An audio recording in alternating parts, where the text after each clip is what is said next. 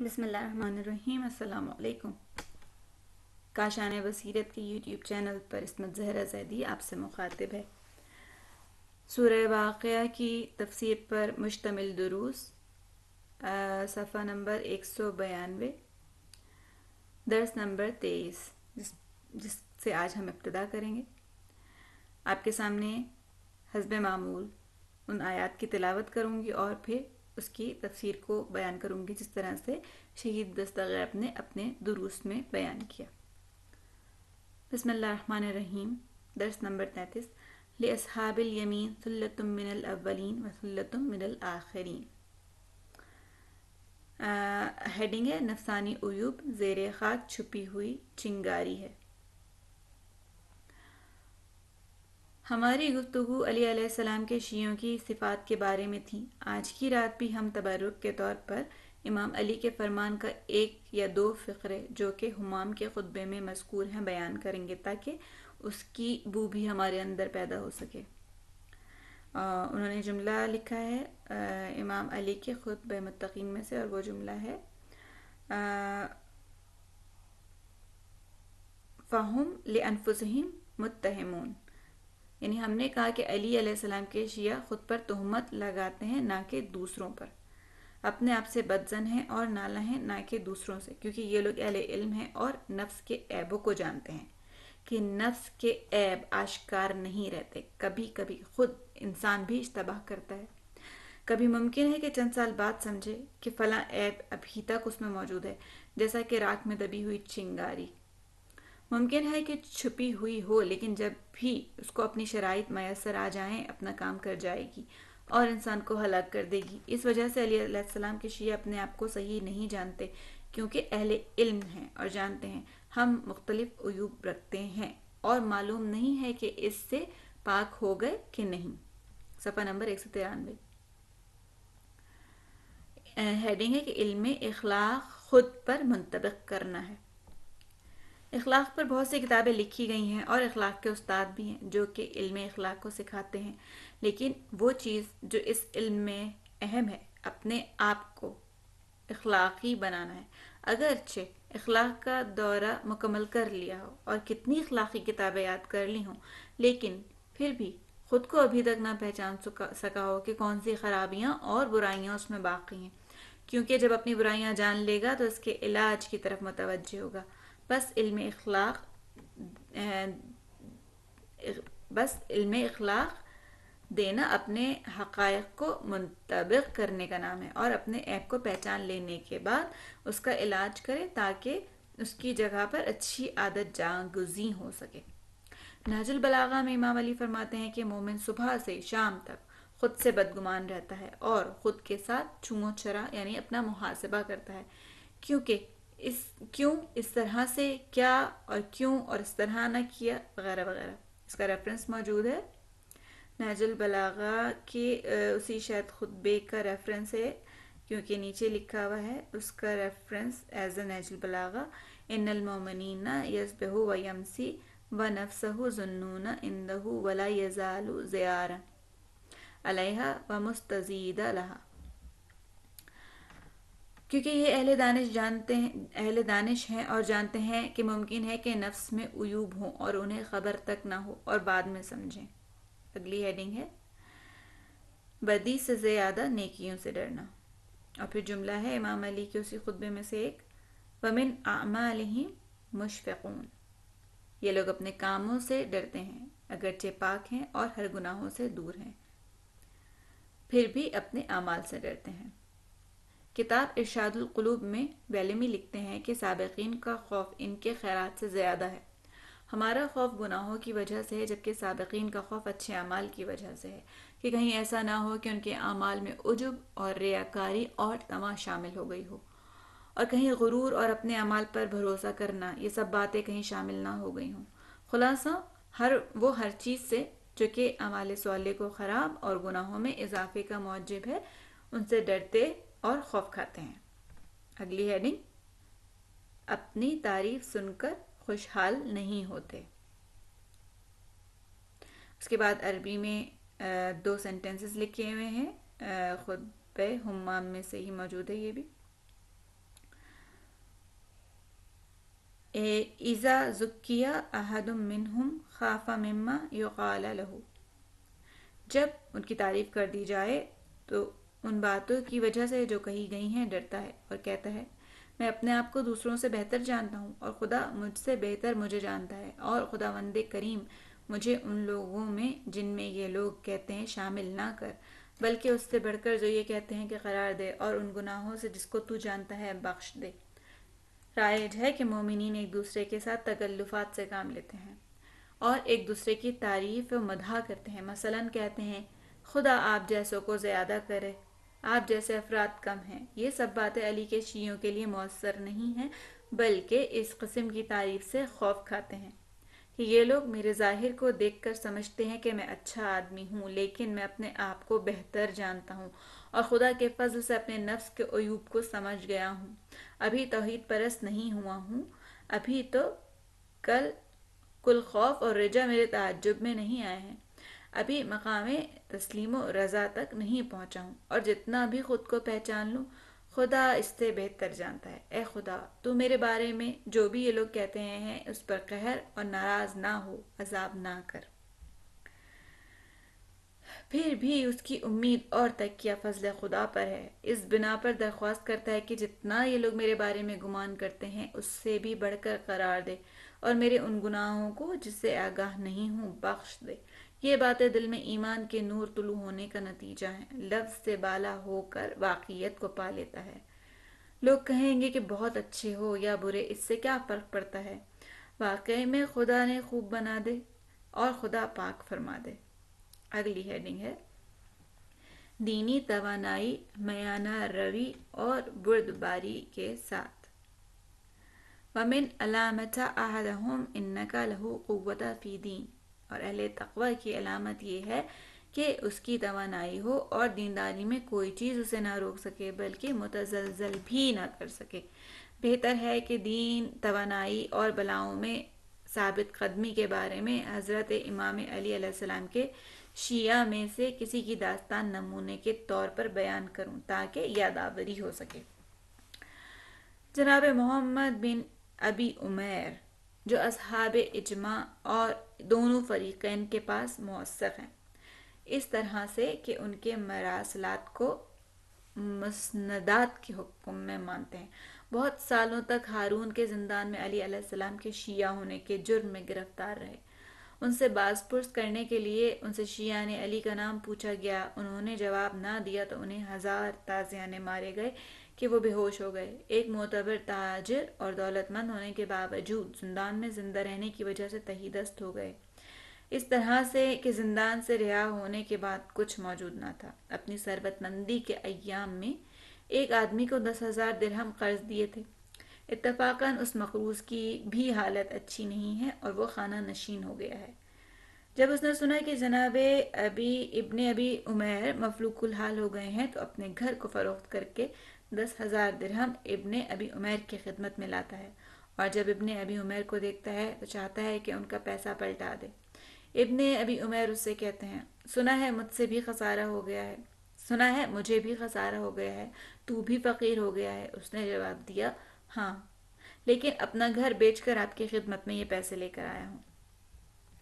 ابن ابی عمیر نے جواب دیا کہ زری محاربی تو نے کیا کیا کہ میں نے خود اپنے آقا اور مولا حضرت جعفر بن محمد سے سنا ہے، فرماتے ہیں کہ اگر کسی شخص کا کوئی مقروض ہو جائے اور وہ اس کے گھر سے اور وہ چیزیں جو اس کی ضروریات زندگی میں سے ہیں نہیں نکال دینا، اور تمام وہ ضروریات کی چیزیں جو اس کی زندگی کے لیے ضروری ہیں اس کے پاس رہنے دینا۔ پھر فرمایا کہ اپنے مولا کی جان کی قسم ان پیسوں میں سے 1 درہم بھی نہیں لوں گا اگرچہ ان میں سے ایک ایک درہم کا محتاج ہوں۔ دینی توانائی اس ایک نمونے سے آشکار ہو جاتی ہے کہ کس طرح سے 1000 تازیانے کے مقابلے میں مقاومت کرتے ہیں اور اسے کسی شیعہ بھائی کا نام تک نہیں دیتے، اپنے لیے زحمت کو ہموار کرتے ہیں تاکہ دوسرا مومن بھائی زحمت سے محفوظ رہے۔ دوسرے یہ کہ امام موسی بن جعفر کی راہ میں تمام مال و اسباب لٹا دیتے ہیں اور امام کے فرمان کے مطابق اپنے مال کو طلب کرنے سے اظہار بے نیازی کرتے ہیں۔ وَتَحَمُّلًا فِي فَاقَةٍ وَقَصْدًا فِي غِنًى، وصبرن فی شدہ، یعنی تنگ دستی میں تحمل، تمنگری میں فراغ دلی، اور راحت و سکون میں میانہ روی کرتے ہیں۔ کوئی اسراف نہیں کرتے اور زحمات و مشکلات میں بردباری سے کام لیتے ہیں اور پروردگار کی طرف سے آسانی کے منتظر رہتے ہیں۔ اگلی ہیڈنگ ہے کم کھانے والے، غصے کو روکنے والے۔ غرض کے بعض متقین کی صفات کی طرف اشارہ ہے، شرح کی تفصیل کی طرف مقصد نہیں ہے۔ فرماتے ہیں قلیلاً اکلتا قانعتاً نفسا خاشعاً قلبا مغزوماً غیظا سہلاً امرا، یعنی پرہیزگاروں کی علامت یہ ہے کہ ان کی خوراک کم ہے اور ان کے نفس قانع ہو چکے ہیں، حرص نہیں کرتے ہیں، ان کے کام آسان ہیں، یعنی دنیاوی کاموں اور مادی امور سخت نہیں ہیں۔ اچھا گھر یا اعلیٰ قسم کا فرش نہ بھی ہو تو اس کو اہمیت نہیں دیتے۔ بعض تو اس قدر مقید ہیں کہ خود کو ایک کٹہرے میں مادہ اور مادیات میں محدود کر لیتے ہیں، لیکن علی علیہ السلام کے شیعہ آزاد ہیں اور نفس اور ہوائے نفسانی کی ان پر حکومت نہیں ہے۔ مکظوماً غیظا، یعنی اپنے غیظ کو، یعنی غصے کو ضبط کرتے ہیں، اپنے حیوانی غصے پر قابو رکھتے ہیں، اور یہ تمام غیر سزاوار امور جو کہ مصیبت کے مقابلے میں ہیں، غضب حیوانی کو قابو میں رکھتے ہیں۔ لیکن علی کے شیعہ کا غصہ بھی خدا کی خاطر ہے، اگر غصہ کرے بھی تو خدا کی خاطر اور منکرات کے مقابلے میں، اور اگر انسان شان حلم سے، اور یہ لوگ حلم و علم کے ساتھ گھل مل گئے ہیں۔ شہوات اور واہیات آرزوئیں ان کے نزدیک مردہ ہیں۔ میتتاً شہوتا، یعنی شہوات مختلف قسم کی ہیں، بیوی، مال، مسکن، اسی طرح سے دوسری بہت سی شہوات۔ خاشعاً قلبا، ان کے دل میں خدا کے لیے خاشع ہیں، ان کی حرکات اور سکنات خدا کی خاطر ہیں۔ بعض نے فرمایا کہ شیعہ شعاع سے ہے، اصل نور آل محمد کا ہے اور شیعہ ان کے پرتوں ہیں، اور ولایت کا نور ہر دل میں منور ہے اور ہر دل ان کے لیے آثار خیر سے منور ہے۔ اگلی ہیڈنگ علی علیہ السلام کے شیعوں سے ہر خیر کی امید ہے۔ الخیر منہ معمولا ولا الشر منہا مأمون، علی علیہ السلام کے شیعہ وہ ہوں جن سے ہر خیر کی توقع اور امید ہے، یعنی لوگ ان سے خیر کی امید رکھتے ہیں اور ہر برائی ان سے دور ہے اور کوئی ان سے شر کی توقع نہیں رکھتا۔ یہ خود کو آخرت کی خاطر زحمت میں ڈالتے ہیں اور دوسروں کو اپنے شر سے محفوظ رکھتے ہیں۔ یعفو عن ظلمہ ویأتی من حرمہ ویصل من قطعہ، اور وہ جو ان پر ظلم کرے اور ستم ڈھائے اس سے درگزر کرتے ہیں، اور جو کوئی ان سے سوال کرے اس کو عطا کرتے ہیں، اور جو ان سے قطع تعلق کرے اس سے مل کر رہتے ہیں۔ یہ محض خیر ہیں، نہ صرف کسی پر تجاوز اور ظلم نہیں کرتے بلکہ وہ لوگ جو ان پر ستم کرتے ہیں انہیں بخش دیتے ہیں۔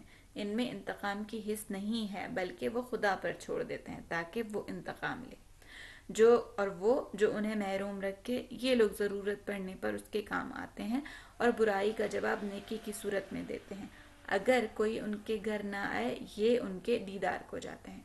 ضمناً یہ کوئی مایوس نہ ہو، ہم کہتے ہیں کہ سب عالی مرتبہ اور اونچے مقام کی باتیں ہیں اور کوئی بھی اس بارگاہ سے محروم نہیں ہے، اور ہر کوئی اپنے اندازے کے مطابق ولایت سے فیض حاصل کرتا ہے۔ انشاءاللہ ہم سب اہل بیت کی برکت سے اہل نجات میں سے ہیں، لیکن یاد رہے کہ مقامات اور درجات کے بھی مرتبے ہیں۔ اور اس روایت کے مطابق جو کہ بحار الانوار میں حضرت امام محمد باقر علیہ السلام سے منقول ہے، آپ فرماتے ہیں ام ایمن جو کہ کنیز حضرت زہرا ہیں، رسول خدا کی گواہی کے مطابق اہل بہشت میں سے ہیں، لیکن وہ معرفت امام کے بارے میں جو آپ لوگ رکھتے ہیں ان کے پاس نہیں، یعنی اصحاب یمین میں سے ہیں نہ کہ سابقین میں سے، جبکہ شیعان اہل بیت سابقین میں سے ہیں، جبکہ ان کے دوست اصحاب یمین سے ہیں اور ان کا مقام بہشت ہے۔ اور کوشش کرنی چاہیے، اپنی سی بھرپور کوشش کریں، بلکہ جب تک عمر باقی ہے ولایت علی سے کافی اور وافی مقدار میں بہرمند ہو سکیں۔ صفحہ نمبر 201 پر درس نمبر 24 کا آغاز ہو رہا ہے۔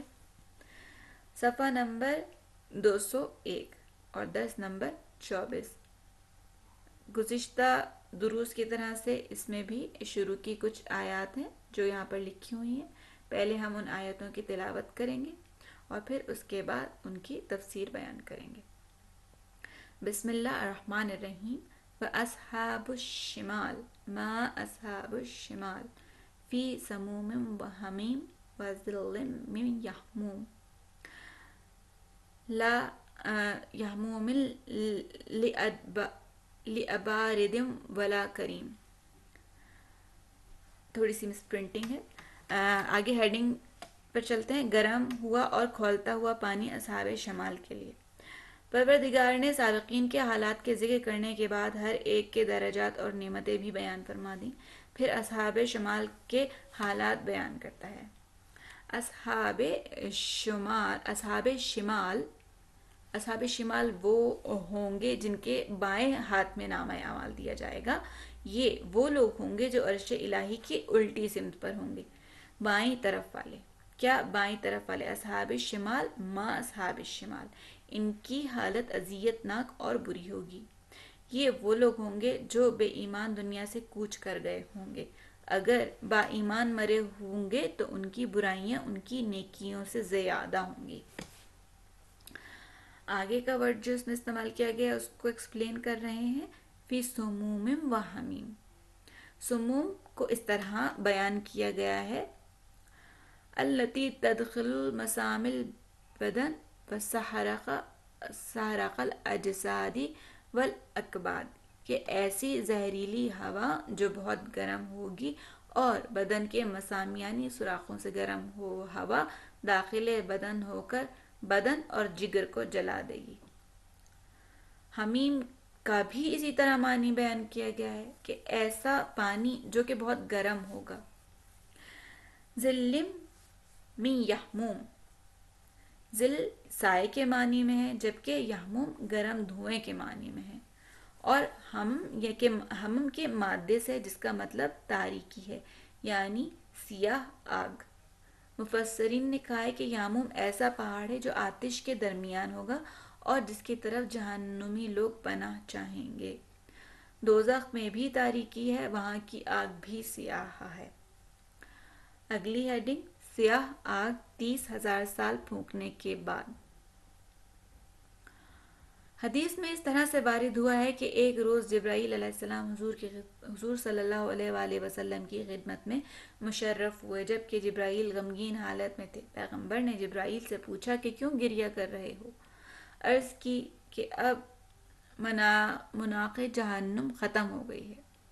آپ نے فرمایا منفسخ کیا ہے؟ کہا کہ جب خدا نے جہنم کو خلق کیا 1000 سال اس میں پھونکا گیا یہاں تک کہ سرخ ہو گئی، پھر 1000 سال میں پھونکتے رہے یہاں تک کہ سفید پڑ گئی، پھر 1000 سال پھونکتے رہے یہاں تک کہ وہ سیاہ ہو گئی۔ اب اس کے پھونکنے سے تاریک یعنی سیاہ ہو گئے ہیں۔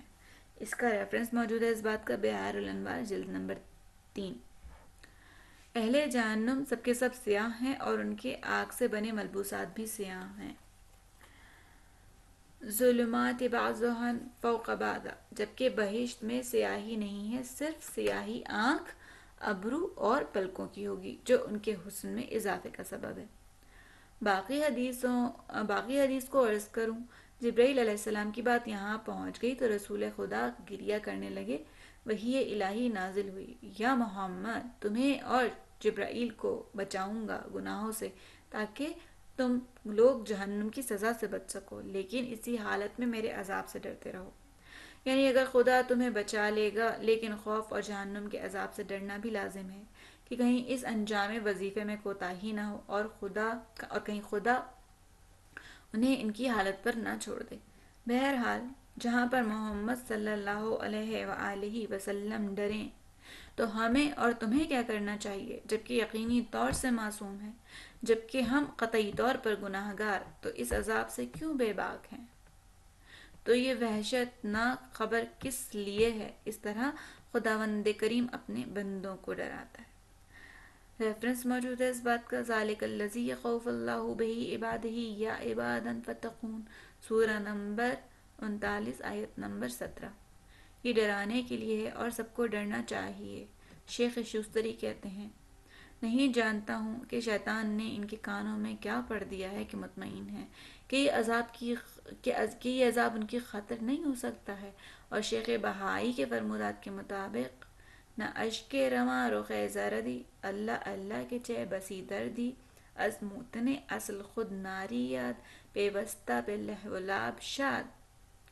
خلاصے کے طور پر چاہے ڈرو یا نہ ڈرو لیکن ان خوفناک ہولناکیوں سے گزرو، اور اگر صحیح میں ڈرو گے تو خداوند عالم نے اس کا وعدہ دیا ہے، البتہ اس کے لیے جو ڈر کر اپنا علاج کرے، اور ہر قطرہ آنسو خدا جانتا ہے کہ کتنی مقدار آتش جہنم کو خاموش کرتا ہے۔ اگلی ہیڈنگ ہے اور دوزخ کا ہر شعلہ اونٹ کی طرح ہے، اور دوزخ کا ہر شعلہ اونٹ کی طرح ہے۔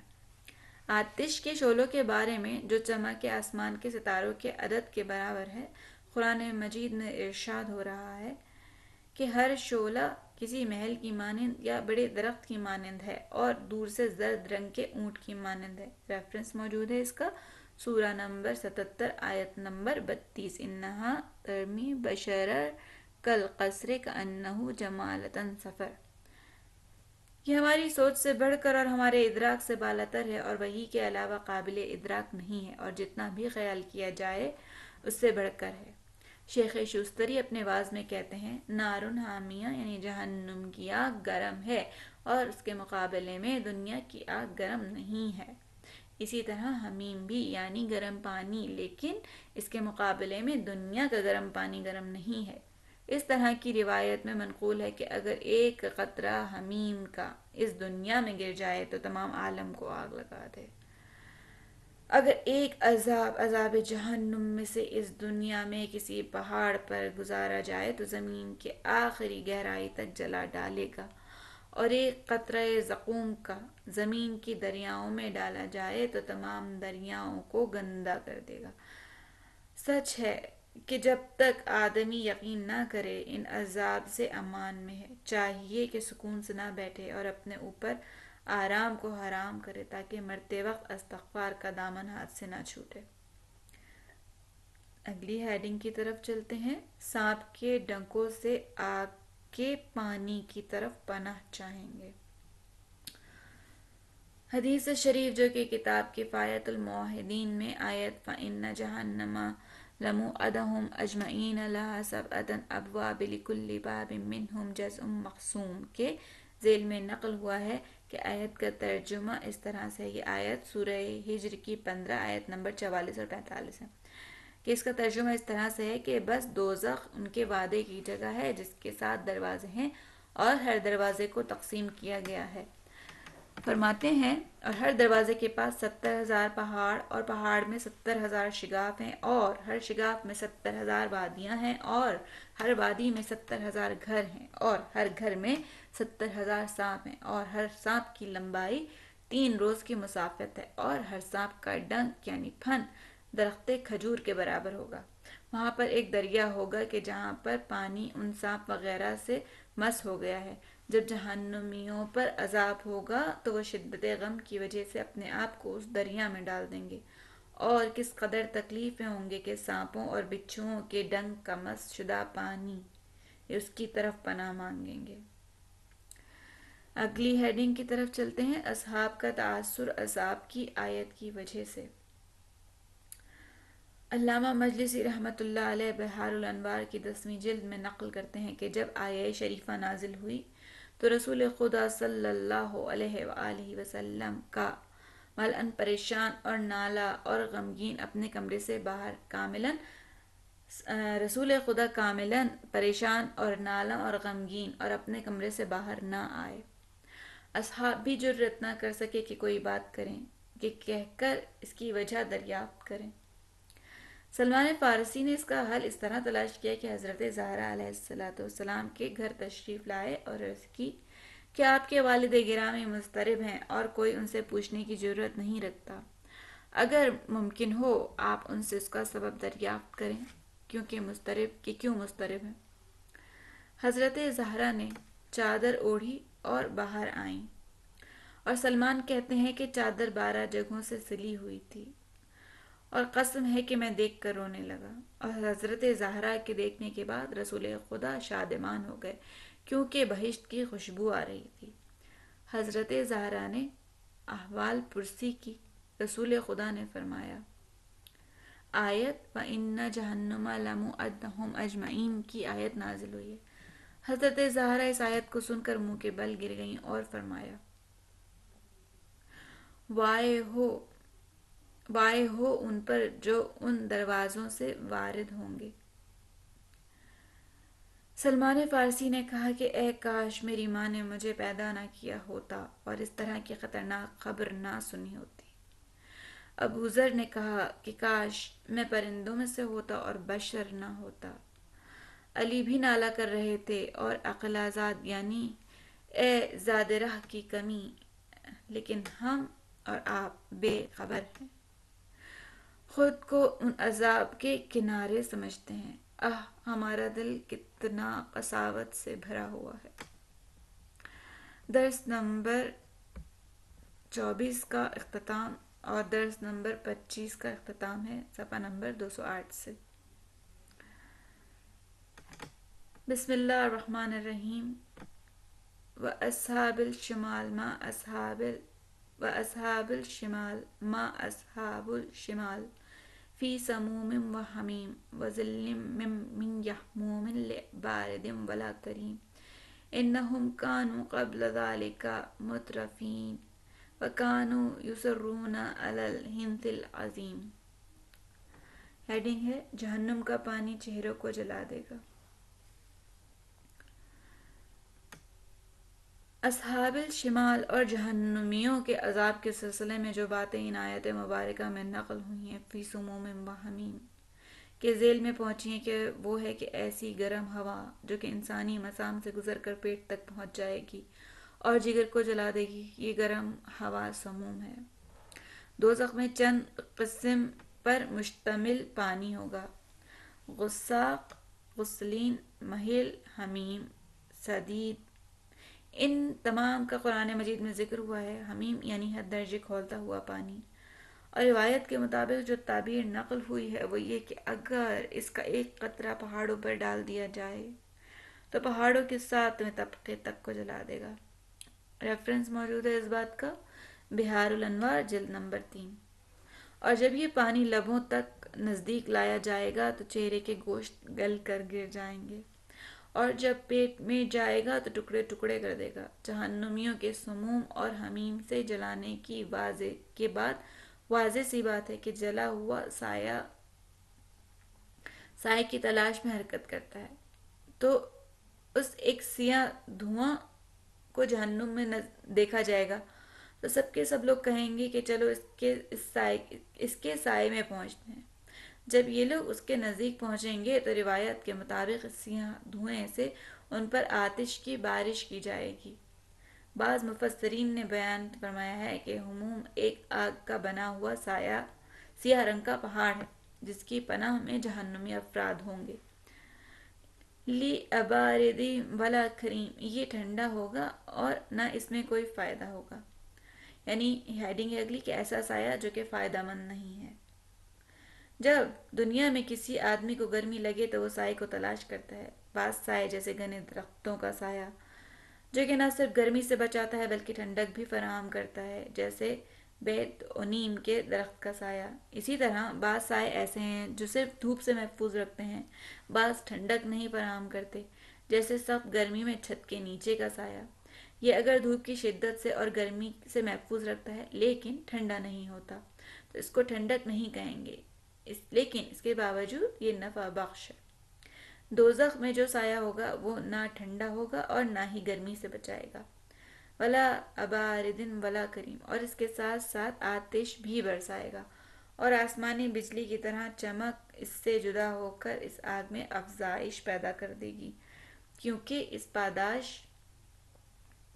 کی پاداش اصحاب شمال کے لیے ہے۔ اس کی وجہ بعد والی آیت میں یہاں بیان فرما دی گئی ہے۔ یہ ہیڈنگ ہے کہ صعوبت دنیا کی خوشبوؤں میں غرق ہونے کا نتیجہ ہے۔ انہم کانوا قبل ذالک مترفین، کیونکہ یہ لوگ دنیا میں حد سے زیادہ خوشبوؤں میں غرق رہے۔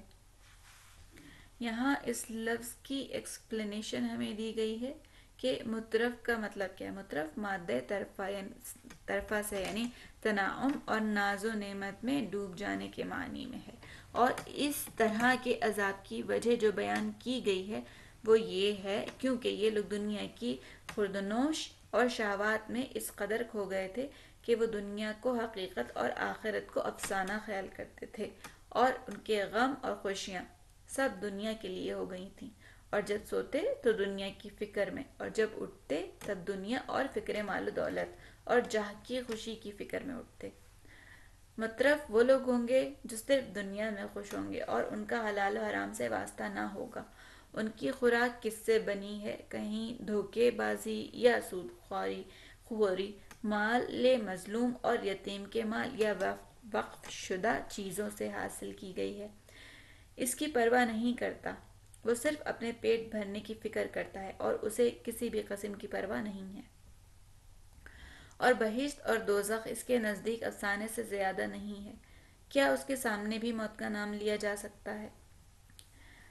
ہیڈنگ ہے کہ دنیا نادانوں کو فریب دیتی ہے، لیکن اہل ایمان مترفین کی ضد ہیں اور صحیح میں وہ سمجھ چکے ہیں کہ دنیا کی خوشی زائل ہونے والی اور عارضی ہے، اور اپنے نفس کو لگام دیتے ہیں اور اپنے آپ کو مقید تصور کرتے ہیں، حدود الہی کا پابند سمجھتے ہیں اور خوشیوں کو قبر اور برزخ کو بہشت کے لیے رکھتے ہیں۔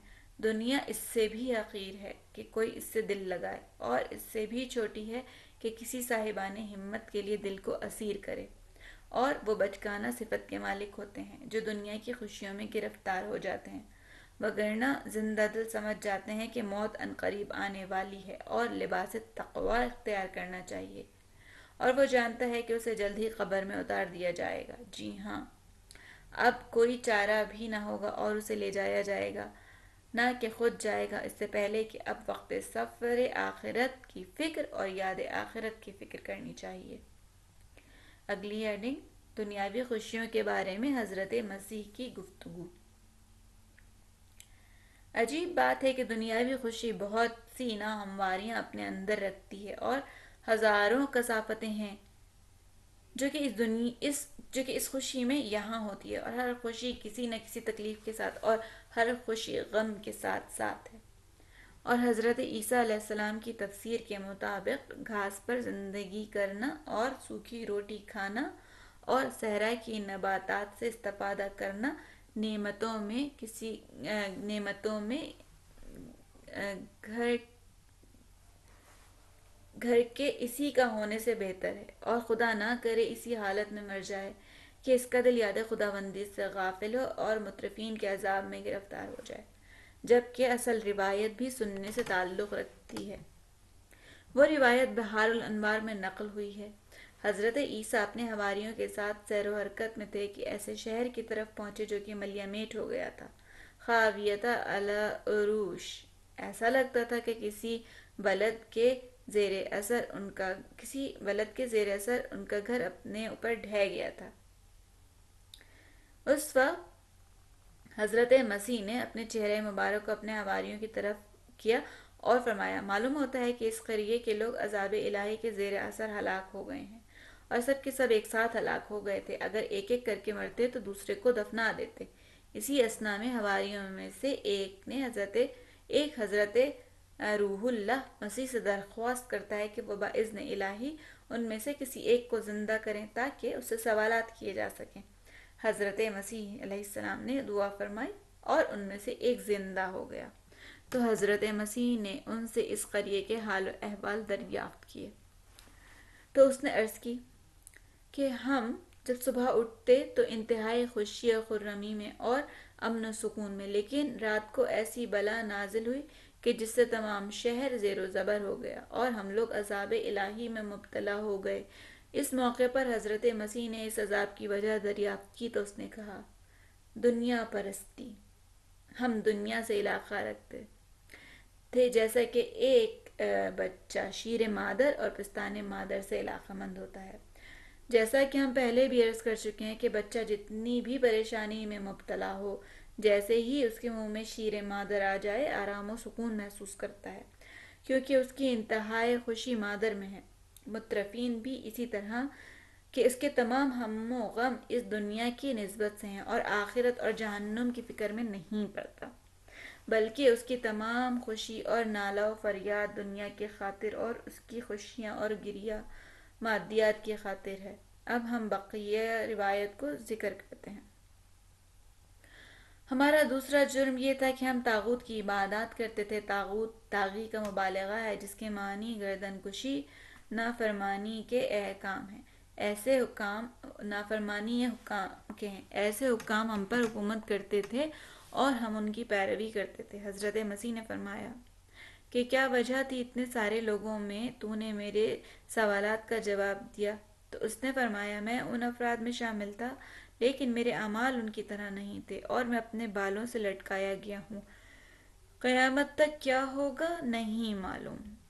شاید میرے اس عذاب میں مبتلا کی وجہ یہ تھی کہ نہیں عن المنکر نہیں کرتا تھا، جو کہ خود ایک گناہ کبیرہ ہے۔ تو اس وقت حضرت مسیح نے اپنے حواریوں کی طرف رخ کر کے فرمایا، روکھی روٹی کھانے اور صحراؤں کی سبزی اور مزبلے میں زندگی گزارنا ایسی نعمتوں سے بہتر ہے جن کی پاداش اور عاقبت اس طرح تھی، اور دنیاوی خوشی کا نتیجہ اپنے دل کو اس دنیا میں لگانے کی وجہ سے ہے، اور دنیاوی لذت اور اس کی عاقبت اس طرح کی ہو کہ اے کاش الف صحرا کی گھاس پھوس کھانا اور جہنم کے حمیم اور زقوم سے دور رہنا۔ مرد آخر سن مبارک بندہ است۔ سچ ہے کہ گناہ چشم حقیقت کو اندھا کر دیتے ہیں اور ایسی واضح ناپائیداری دنیا کو بھی نہیں دیکھ پاتا۔